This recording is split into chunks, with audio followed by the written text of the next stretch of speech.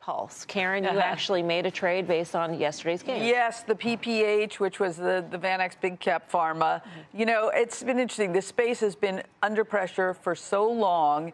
And the multiples, while they were cheap up here, they just kept getting cheaper and cheaper and cheaper. We know Tim and my Pfizer. My Pfizer. Pfizer now. We are all Pfizers now. Yeah. But I think, it's an interesting space. You do have this catalyst in that, yes, there's a deal that it sounds like it would be bad for Pfizer, but the idea of certainty is so much more important. Now, we don't have 100% certainty, but we do have the idea that maybe, the target is off the back of this industry, and this is an industry that is not correlated to AI in the way that some other things are. Yeah, we talk about drug discovery and that, but that is really attractive in terms of multiples and has balance sheets that are in great shape for the most part. So there's a lot of things to like here. And to just steal a line from my panelist, I guess. What? You can use my name unless you've forgotten it. Timothée, which you make the most money when things go from terrible to just bad. And we've seen a move away from terrible. Yeah.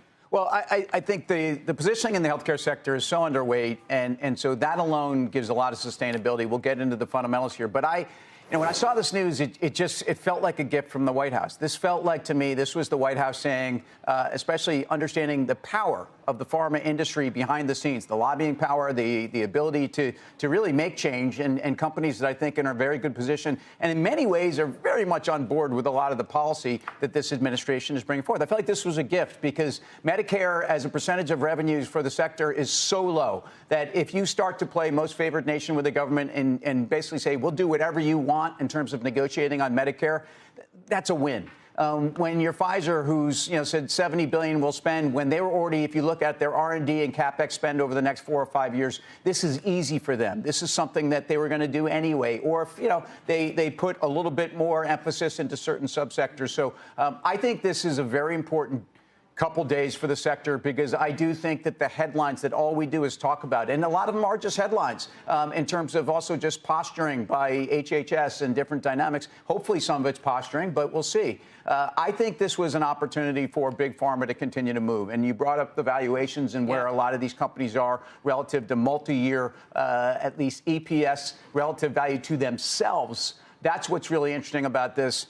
And we can talk more about Pfizer. I mean, that deal last week with Metsera on top of this, that's your turning point in the stock. I'm not sure if this was that bottom for the entire sector, but I think for Pfizer. Well, coincidentally, there was a mid-stage readout of the long-acting GLP-1 drug that was acquired from Metsera, and that happened yesterday also. So that's another kicker to this, that they're making deals in a good way, in a meaningful way to improve their pipeline, which has been, regardless of whether or not Washington has them in their crosshairs anymore, Pfizer or any other drug company, the patent cliff is still a major issue that remains.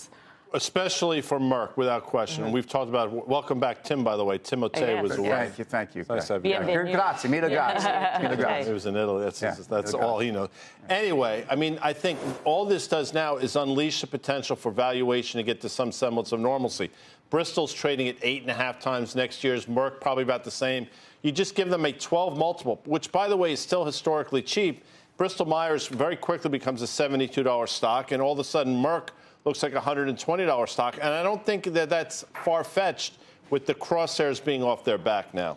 I mean, the rotation here, you have to wonder whether or not this is going to stick in terms of generalists entering the space. But one argument is that people in general, hedge funds, investors, are so overweight technology that they can't be any more overweight technology, and they've got to go someplace else. Well, you got to ask, though, is there a secular thing going on here? And it doesn't really appear to be, right? So we've had plenty of time to digest some of these different, the drugs, the GLP-1s. We saw what happened there, and we saw it give it all the way back, and not Lilly for that matter. But, like you say, all right, so if Pfizer's getting the game, is it related to the GLP-1? Maybe it's fine. I just don't see why you chase this stuff. I think it's like a win-win sort of deal, I think, for the industry. I think it is for consumers, patients, that sort of thing. And it's obviously a win-win for the government, government because they get some concessions. These are the sorts of things I think make sense from a public-private sort of partnership. We've seen some stuff about some of the investments, and we start asking ourselves, where does that end? You know what I mean? But I would look around and see what are other industries that the government, they could kind of do deals like this. Is there something in the energy department?